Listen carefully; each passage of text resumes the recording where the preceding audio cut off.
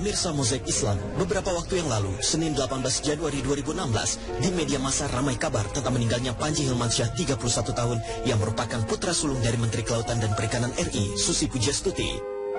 Panji Hilmansyah meninggal dalam tidurnya di rumahnya di Naples, Florida, Amerika Serikat. Menurut keluarga, diduga kuat ia meninggal akibat gagal jantung ketika tidur. Pemirsa, orang-orang berkata bahwa tidur adalah kematian kecil, sementara kematian adalah tidur yang besar.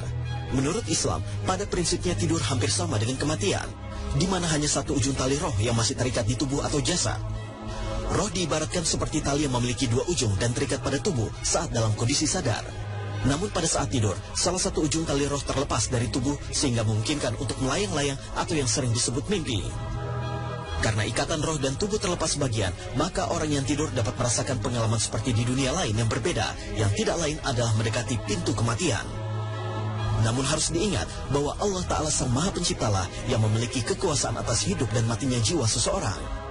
Allah Subhanahu wa Ta'ala berfirman, Allah memegang jiwa orang ketika matinya dan memegang jiwa orang yang belum mati di waktu tidurnya. Maka dia tahanlah jiwa orang yang telah dia tetapkan kematiannya, dan dia melepaskan jiwa yang lain sampai waktu yang ditetapkan. Sesungguhnya pada yang demikian itu terdapat tanda-tanda kekuasaan Allah bagi kaum yang berfikir. Al-Quran Surat Az-Zumar ayat 42. Pemirsa, fenomena meninggal dunia saat tidur memang bukanlah suatu kebetulan belaka, karena sesungguhnya sebab kematian itu bermacam-macam. Secara medis, ada beberapa penyebab kematian yang dapat dialami seseorang dalam tidurnya. Salah satunya adalah sleep apnea, atau berhenti bernafas sejenak dalam tidur akibat adanya gangguan atau sumbatan pada pernafasan. Hal ini dapat berakibat fatal karena berkurangnya suplai oksigen secara drastis dalam tubuh. Ada pula penyebab kematian mendadak pada tidur yang dikenal dengan sebutan sudden arrhythmic death syndrome atau SADS. Sindrom ini sangat berbahaya karena seseorang dapat meninggal secara tiba-tiba dalam tidurnya tanpa terlihat adanya gejala penyakit yang khas terlebih dahulu.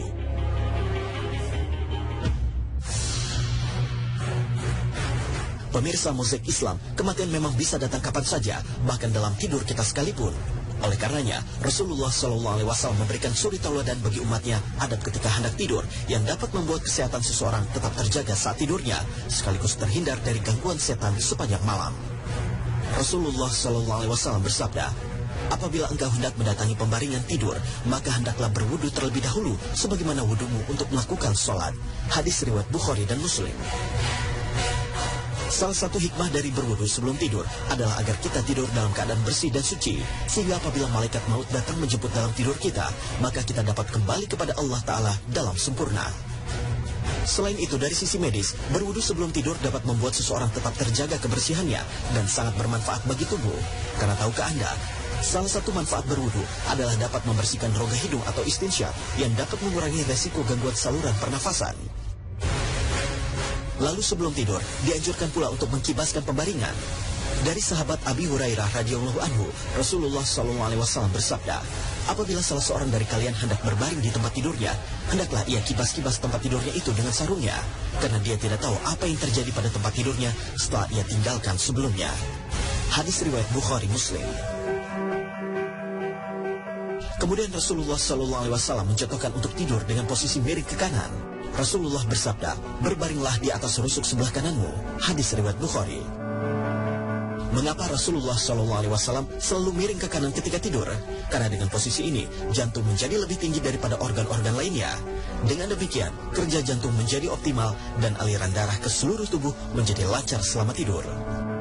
Rasulullah juga tidak tidur terlentang apalagi tengkurap. Pemirsa, manusia seharian beraktivitas dengan mengandalkan tulang belakangnya, sehingga bila tidur terlentang, maka tulang belakang tidak akan mendapat waktu istirahat sama sekali. Karena ketika kita bangun, tulang itu menjadi penyangga tubuh kita. Dan ketika tidur, tulang belakang memikul tulang kita, dan itulah kenapa beliau tidak terlentang. Selain itu, posisi tengkurap juga menjadi cara berbaring para penghuni neraka.